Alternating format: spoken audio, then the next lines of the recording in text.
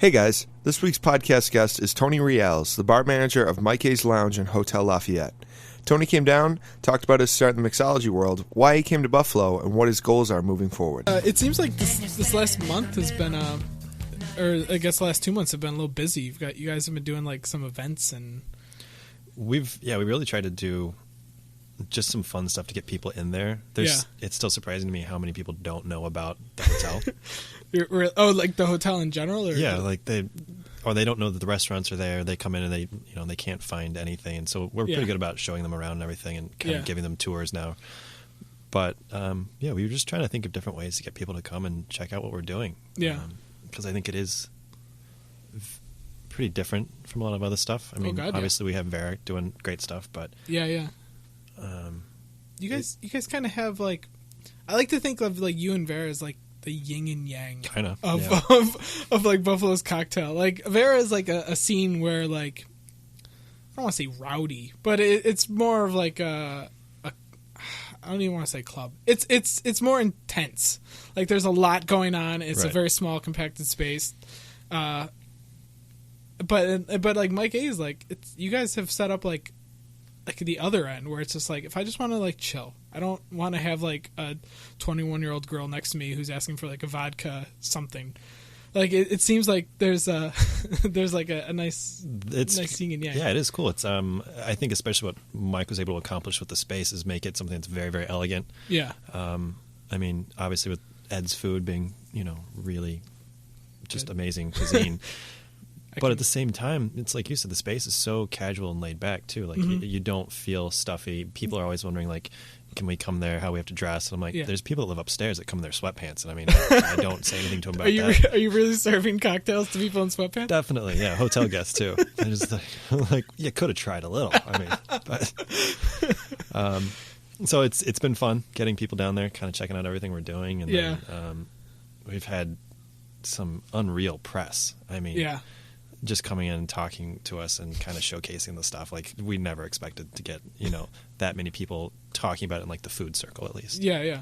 I mean, I was there for the liquid nitrogen thing. Yeah. And it was a cool little pairing that you did with James Roberts. I mean, is that you're open to the idea of collaborating with other people too? Yeah, it doesn't just have to be like Not at all. I was thinking about that actually before I came here. Like, the fun stuff we've gotten to do just by working with other people. Yeah. I guess, like, years back when I was just getting into wine, we were working in nicer restaurants. We were doing a lot of, like, wine dinners, things like that. And, that's a sort of collaboration where you bring in a winemaker from somewhere. And we're able to do it with, like, Bonfi and, some pretty neat people, Peter Michael, stuff like that.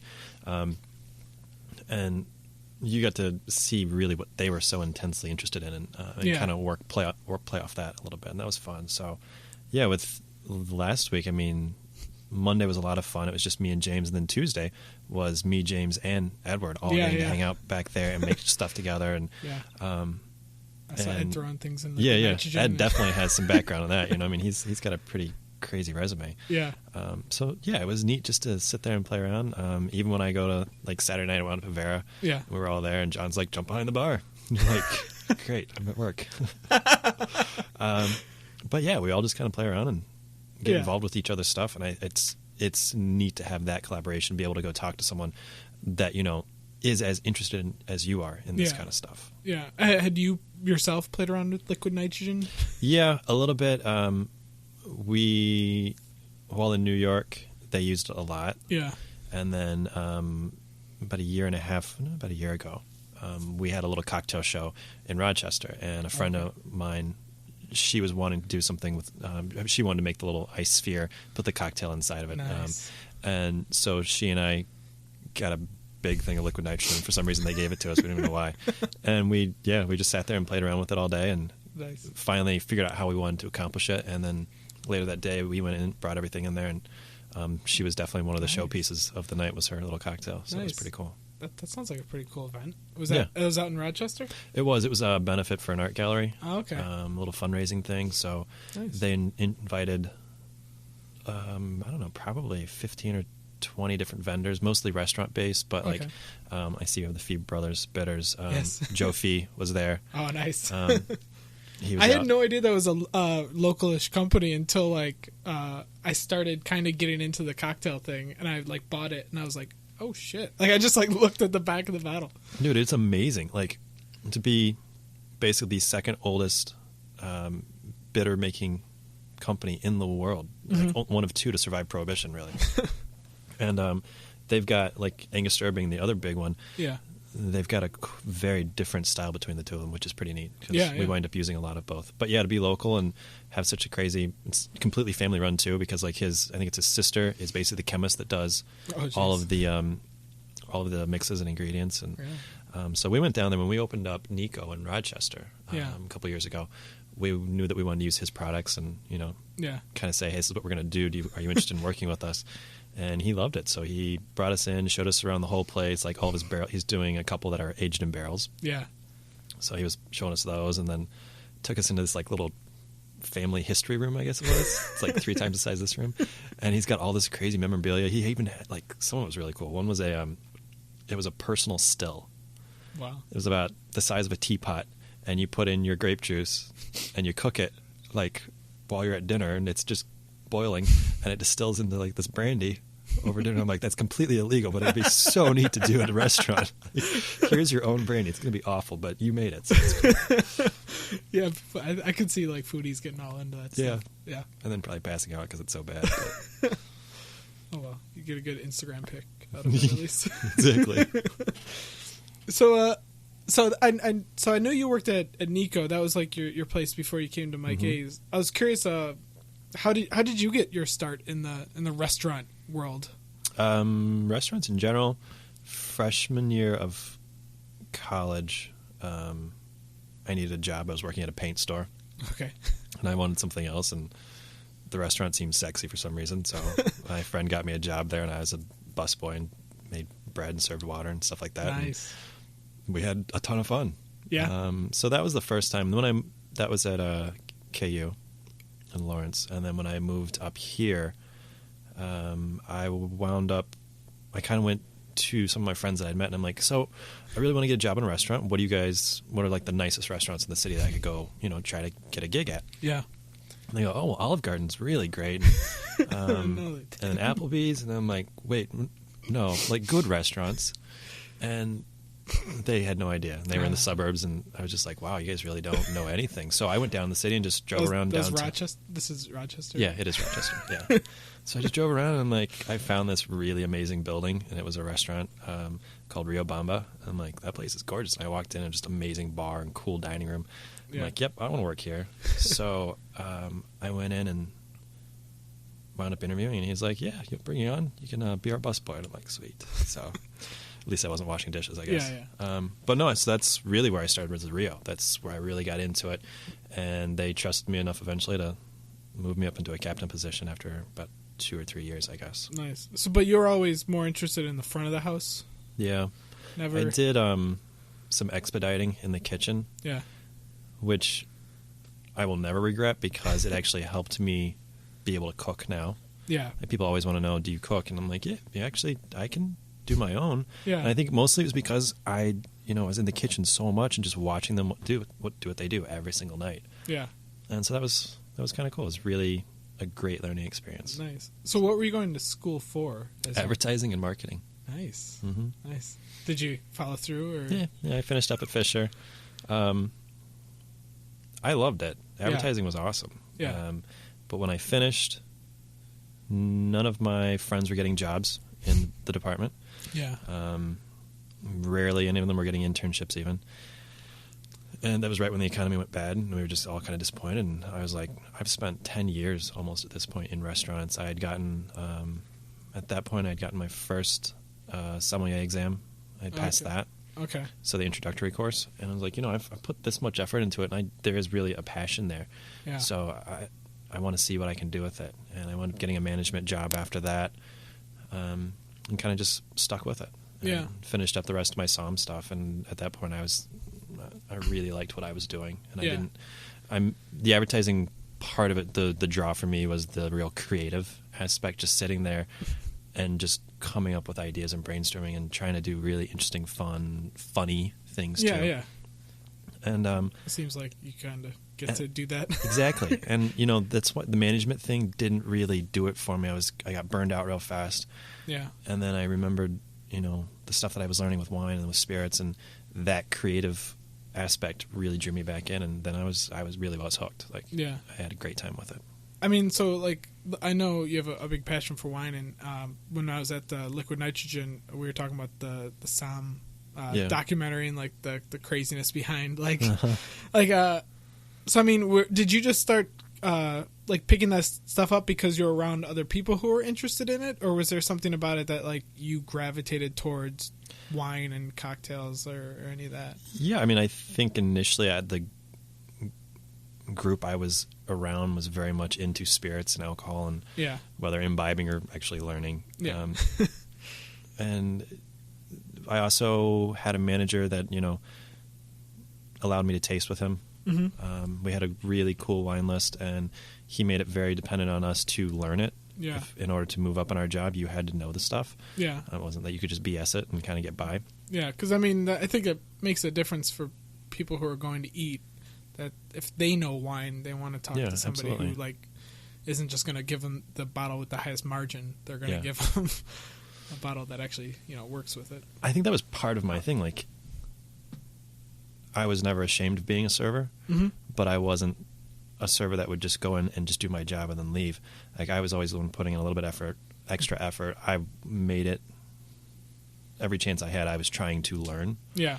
And because I knew when people would come in and talk to us, and I was lucky enough to work in nice restaurants. Yeah. So I knew, like you said, that clientele coming in, they didn't want some kid that just was gonna, pretend to know. Like 4 wines, and those are the 4 that they just kept like. Yeah, exactly. Yeah. They want, and I figured out real fast, if you have the knowledge and you build up the rapport with your guests, they're going to take care of you. And I'm like, well, why wouldn't I try to be as good as I possibly can be with this? Yeah. And the wine stuff was something that set me apart from a lot of other people in the restaurant and kind of gave me a little bit of an advantage sometimes. Yeah. So, I mean, with the staff at Mike Gay's, like, have you? I'm the waiter we had clearly was very talented. I can't remember the name for the life of me, but I mean, have you worked on with some of the staff there to make sure that they? Because I mean, I'm assuming that the wine list that you've selected or helped selected. I don't know if it's just you, but it's obviously for a certain reason. So like, we are definitely in the process still of working with them and trying to educate them and get them to the level we want. I mean, I think we're getting very close, but there's no reason they can't keep pushing themselves to do more. So we definitely talk about ways that they can be training themselves, and then also we do training. We try to do it weekly. Yeah. We introduce a lot of new products, and so we always sit down and talk about those and kind of backstories. I think it's cool to get a product or something like that has a story to it, and then the servers seem to identify more so with that. They have a way to talk to the guests about items like that. That's pretty neat. I know Ed has some background in wine too, so I don't know if he's helped you or works with you or whatever. We've sat down and kind of walked through the whole menu. Yeah.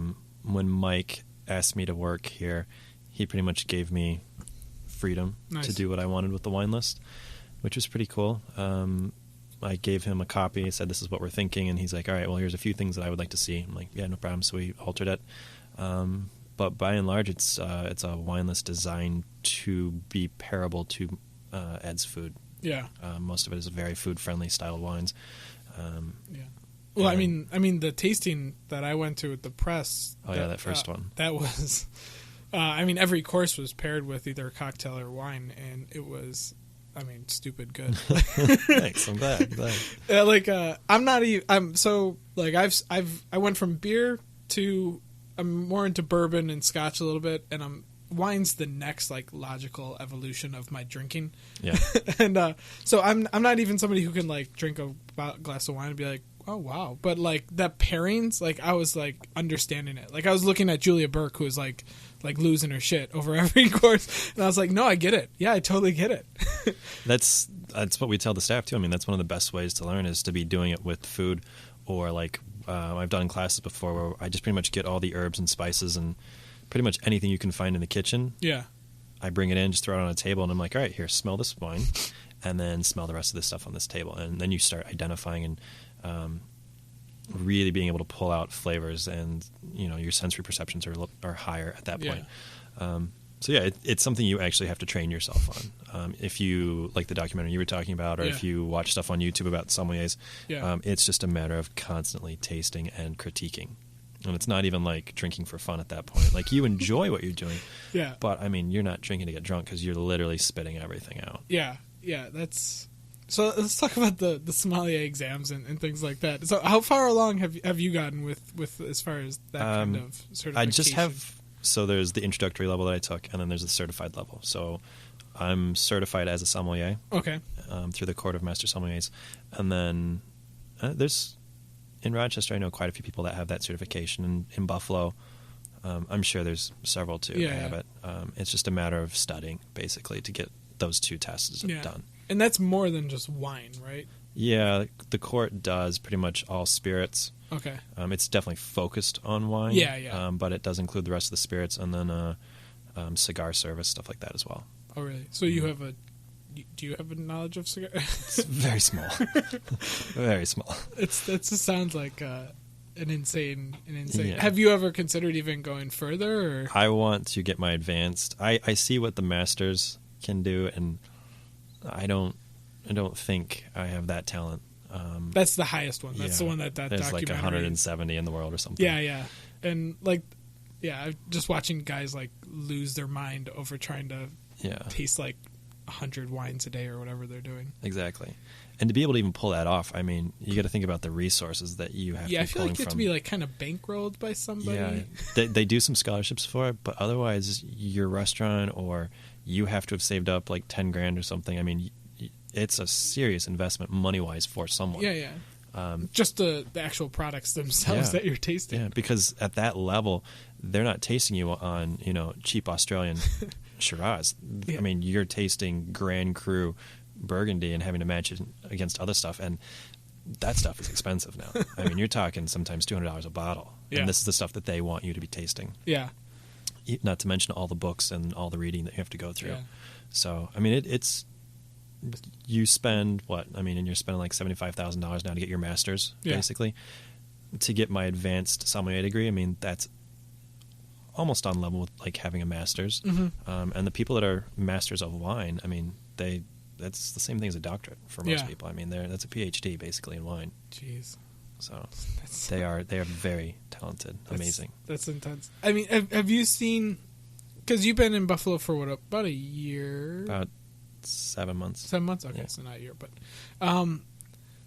have you seen like an audience for people who are that interested in wine and spirits and things like that? Like, because for what Vera is, I think they have like a really. I think their crowd are people who are new to cocktails and things like that. Where I feel like the Mike A's crowd are people who are maybe more connoisseurs and things like that. I don't know. I think you're close to. It's interesting for us because we get such a wide range of people. Because we are a fine dining restaurant, so you do get the people that have a ridiculous amount of money and they're 80 years old and they're just coming in to spend money because that's just what they do. They have the cash to do it. And some expensive cards and exactly. And then you have the other range where they're 21-year-olds coming in and on a Saturday night and they're just looking to have a party. Which I got to say, I mean, I don't want to make it seem like Mike A's is like you have to make like $100,000 a year. Like I eat there in the lounge on a regular basis, and it's extremely affordable. But I think that there is that crowd that goes there that are the high rollers. There is, and we definitely get to cater to that. Yeah, whether food or wine. I mean, we have some really, really amazing wine on our list. Yeah, and you're able to get there and show them some pretty neat stuff. Or for those people that are like into the bourbons and the scotches, I mean, you have a pretty awesome bourbon list. Yeah, some fun stuff to work with. And it's just neat that we're getting so many people in there, and you can we have our cocktail list that has the wine. I mean, everything's on there beverage wise. Yeah, and you just set it in front of them. And that kind of breaks the ice and lets them start reading through and really seeing what we're doing. Mm-hmm. And then at that point, you can really create a conversation. And that's what I kind of tell our bartenders. I'm like, here's one of our biggest differences from just your every other bar that you go to, is that bartenders always been great about conversation and you know, creating rapport and, you know, building clientele, stuff like that. But that was always about, you know, how's your family? How's the weather? And here we're actually building it around what we're doing. Like our conversation is they come in and they want to know, why do we have so many crazy Amaros on our list? And, you know, what's the difference between this bourbon and that bourbon that they've never heard of either one? Yeah. And we're able to sit there and talk to them and just, you know, start talking about stuff. And people love that now. They love to, you know, learn about some of the new products that are coming out. And when we had the Pappy Van Winkle, every week you'd have somebody come in and just blown away by the fact that we had it.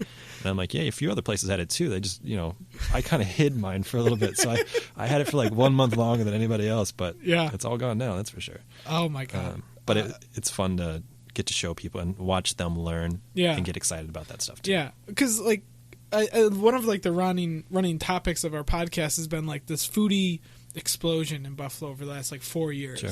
And people are like, I want the weird, authentic stuff. Like I want like unique food experiences. And I think that same thing is happening with alcohol and drinking. And I think like Pappy Van Winkle is like the prime example of like drink nerds who are like going out of their way to have like this like bourbon, which is stupid good. I mean, it's amazing. But I was curious if like people are like more, if that nerdiness that comes with people who love to take pictures of food and love to talk about like these weird places they find. I was curious if that's building with the drinks as well. I mean, I would say so. I mean, if you just see how many times people are taking pictures of our cocktails, or they're very interested in the ingredients that are going into them. Yeah. Kind of like Ed's Food. When you read the menu, there's quite a few items on there that you're probably not familiar with, or maybe not in that terminology. Maybe you've seen it expressed other ways. And I think with our cocktail list too, there's a bunch of items on there that, you know, they're not going to know what a rababaro is. They've never heard of it before. But when you say it's just rhubarb Amaro, I mean, and then you got to explain the Amaro part. But once you get it, they're like, okay, that makes sense, cool. And here's how it tastes, and you can sample them on stuff. They're pretty interested in the fact that how we're marrying flavors, and why we choose certain things. Like our Manhattan, for instance, I mean, is very different. We're using 2 different Amaros in there and 2 styles of sweet vermouth in there. And no one else was doing that right now, and it's just our style. That's all it is, really. Yeah. But I love the flavor, and I think people get it, and they're like, "Wow, that's pretty cool flavor too." So, just kind of showcasing the products, and once we put them together, and then watching them really enjoy the experience is awesome. I mean, when you were talking about like how you have like some you had some experience in it as in the kitchen and in cooking and things like that. Like this was just bringing a flashback that I remember at the Inn Cocktail, you were talking about a drink that you had, and it was something about how you like soaked like the liquor in something, and it's like an aged process. Like it sounded almost like cooking or like an actual like literally, I don't know, playing with flavors and aging. It seems like there's that element to the drinks that you guys do that has that little bit of like cooking influence. It does for me. In fact, kind of, you know, when I realize that I've got to start creating stuff, kind of my process is I just throw my headphones on and I sit there and I literally just have cookbooks that I read through. Really? For the chocolate event.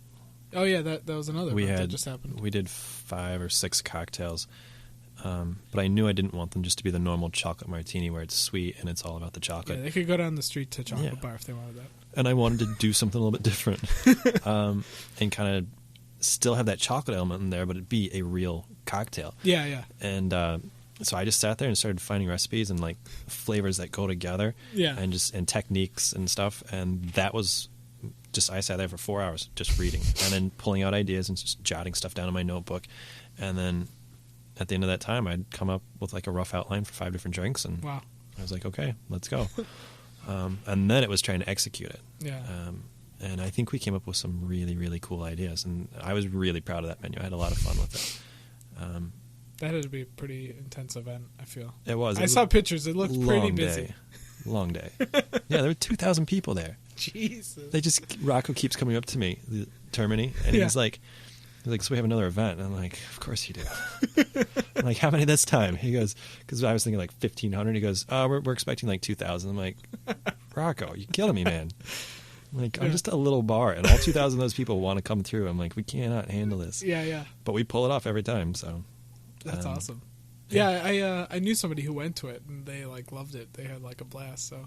I'm sure for everybody there, it was probably a lot of fun. Nice. It was just a lot of free chocolate everywhere. Can't argue with that. No. It's very hard to upset people when there's free chocolate. I feel like that would make like any wait time at the bar just like instantly not matter. Just have a big pile of chocolate right there. It was just funny watching, like, because they would kind of let them in waves. And it's chocolate. It's 6:30 in the evening, and it's all women. Uh-huh. And I was gonna say I looked at the pictures. Mobs of women running down the hallway, and everybody's like pushing. And I'm like, this is crazy. I was looking through the pictures, and there was like. It was like 98% women, and then like every now and then you see a guy who came with his wife, girlfriend, whatever. And I was just like, immediately turn into our bar and be like, "Can I just have a beer?" And we're like, "Yeah, here you go, man." Can I have a PBR, please? Yeah. Or like he's just like looking at Pan Am, like, can I just? I gotta go to the bathroom. Just escape. It's funny. How like how much time goes? So how often do you prefer to change the cocktail menu or update it rather? So officially seasonal. Yeah. But within that, if I come up with a new idea, I'll see if we can throw it in somehow. Yeah. If the other bartenders come up with something, we'll play around with those too. And then sometimes I see stuff that doesn't work. We had a cocktail on there called Spud, which was kind of the drink started off as a dry Manhattan with rye and a big portion of dry vermouth, and then we kind of turned it into a perfect Manhattan by adding a syrup to it, sort of. So it was a sweet potato syrup. So I just took sweet potatoes, roasted them, then pureed them. Wow. With a little bit of vanilla and like maple syrup. Wow. And then I just wrapped it in cheesecloth and let it hang, and what dripped out was this really concentrated potato syrup. And so we mixed that in there.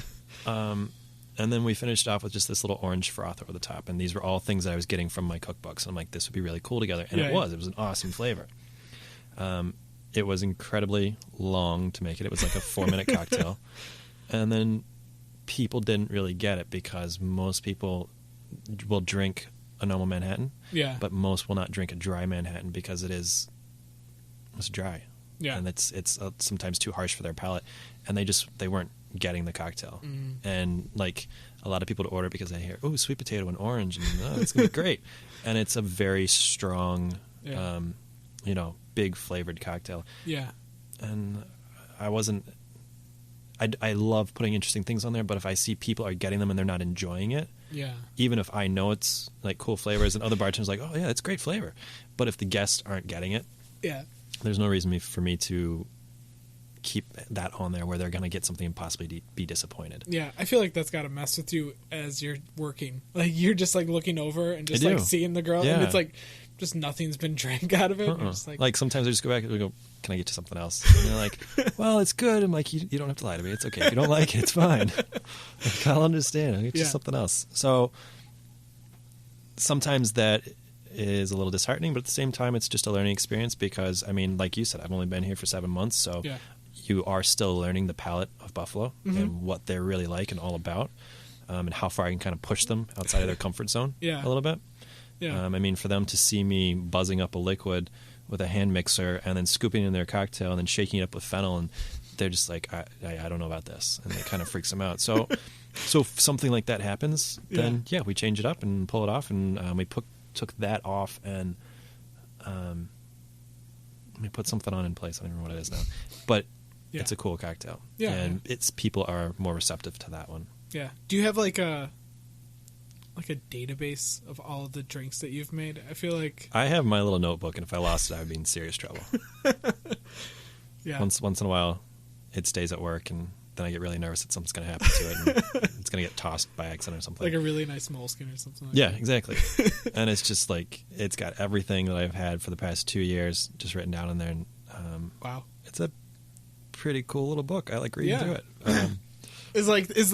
Is it more for reference, or is there ever like a part of you that thinks like it'd be cool to make like a little cocktail? Oh, absolutely. I think it would be awesome to do that in the future. I think Because those have become big. Like my buddy buys all of them. He has like the PDT one and all that stuff. Like I didn't even know that was a market. But if you look at like the PDT book, I think they probably have close to 300 recipes in there. Oh, really? Damn. Yeah, and I'm not even close to that. So it's one of those things. Yeah, I love the idea. I've actually talked about it and thrown around, played with the idea. Yeah.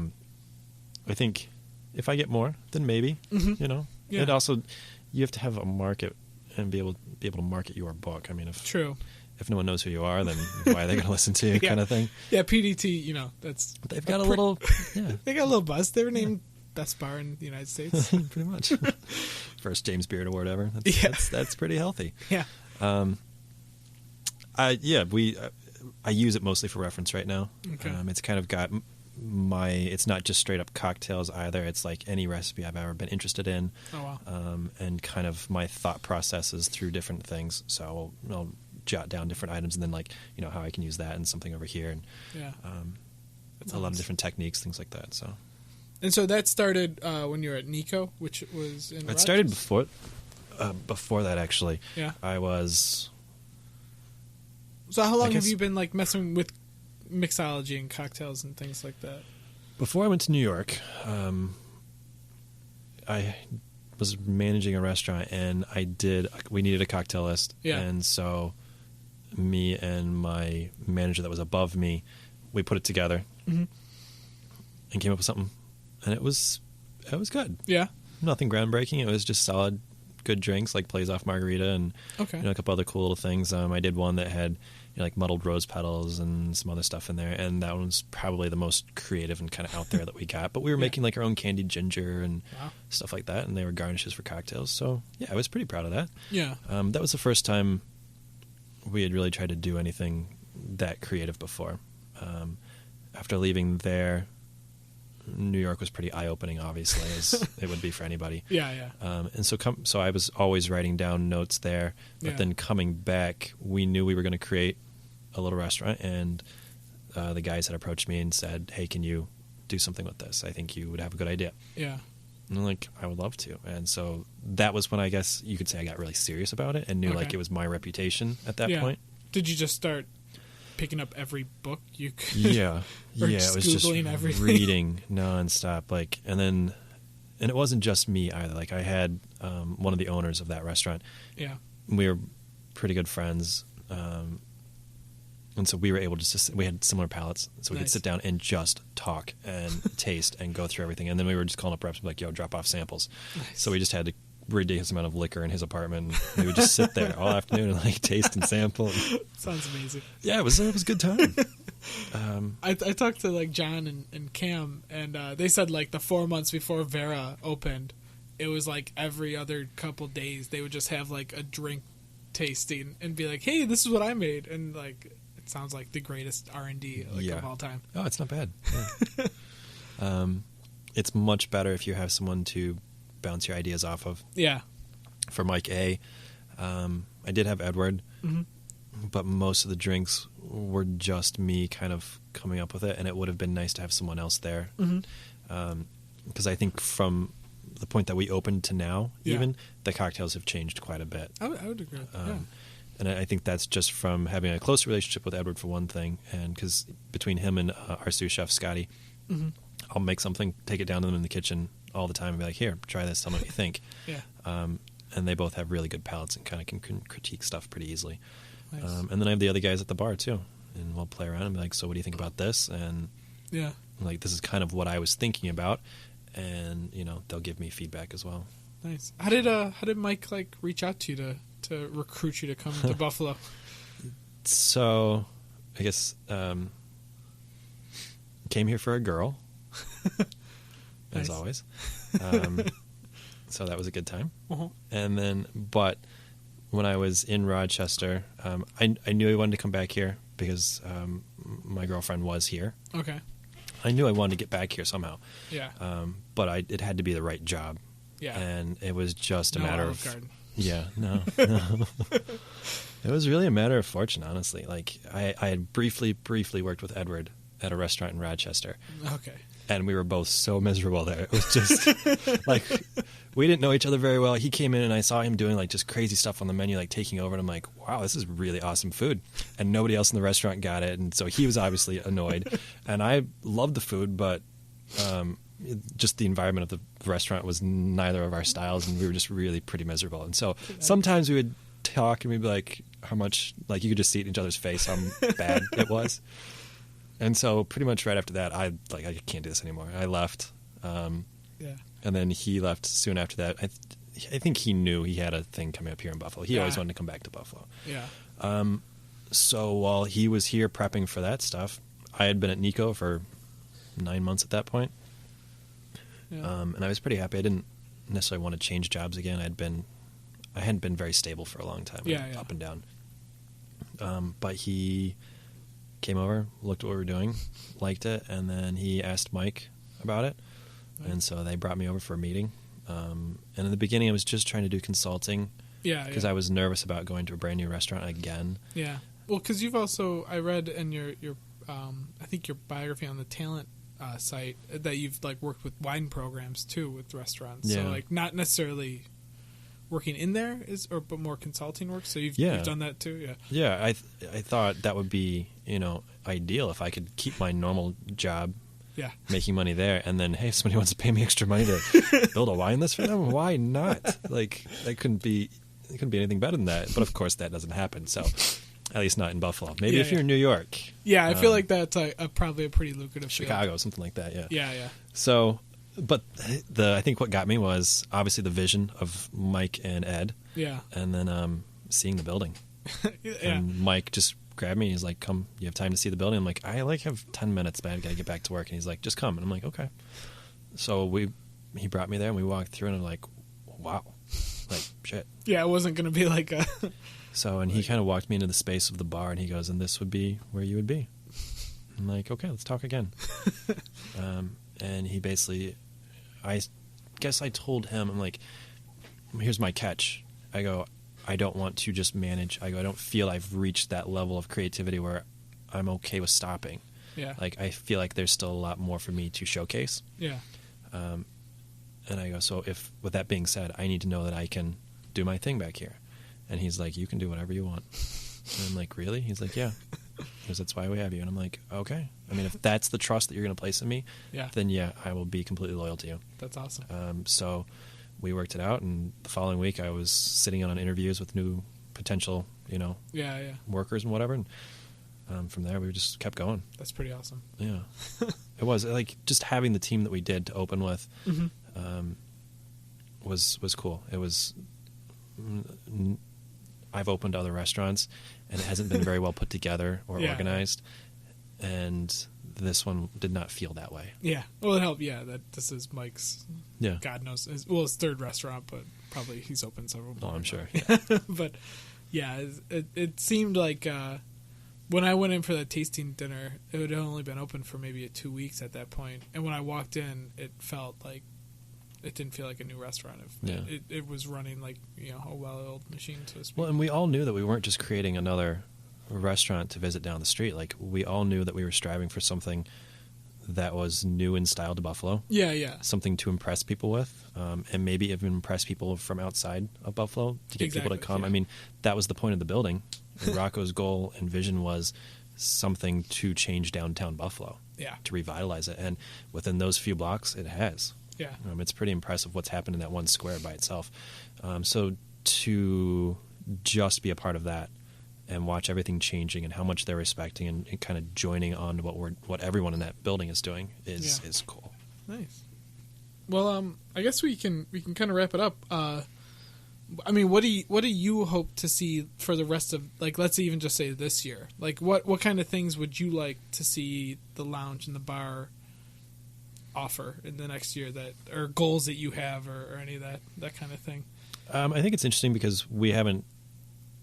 I think when we opened last, like, middle of summer, we just kind of did our opening menu just to get it going, get out there, and I didn't feel I liked the menu. I didn't feel like it was amazing. Mm-hmm. So I think getting back into summer again, where you have so much produce just from right here, even, being able to create from that stuff again is going to be a really great time for us, and just kind of showcase what's going on. So many people are working with local vendors and stuff.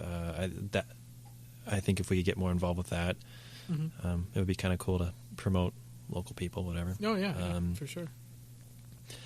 And then, like, do you want to like get into more events and things like that? We've tried. Yeah, ideally the events are there for our guests. We did the bourbon one. Yeah, and that's probably been our most popular. The nitrogen was cool. Yeah. But people here just love bourbon and whiskey. And that's just really what they want. I saw pictures of the bourbon. We did a champagne one. I'm like, who doesn't love champagne? And we had like 10 people show up. And I'm like, okay, I guess we're going to go back to the brown liquor. So we'll do something like that again. And I think just kind of keep people updated on new fun stuff coming up. It's just a way to get them in there on, like a night they wouldn't normally be hanging out. Yeah. Like just so they can try stuff. Like the Monday or Tuesday. The neat thing with the bourbon one was they were getting to try stuff that they wouldn't normally get to try. I mean, we had the Pappy was on there. High West, there was like a 23-year, and then we had a 28-year bourbon. I mean, people don't normally just go out and spend $300 on a bottle of whiskey. Yeah. So for us to be able to say, here, you can try this, and I'm not going to charge you anything, because I knew that they're only getting 3 ounces of alcohol. They're going to go buy something else at the bar, and that's fine. So we'll do it to where they just get to, it's a treat for them, an experience. That's awesome. So if we can play around more with like that stuff, it'll be cool. I like the crossover of the kitchen and the bar. Yeah. Working more together. Yeah. And then I think just training more with our staff. That's one of my biggest goals in the future, is just to work more closely, especially with the dining room, and really training on their service and their knowledge base of the spirits that we're working with. Nice.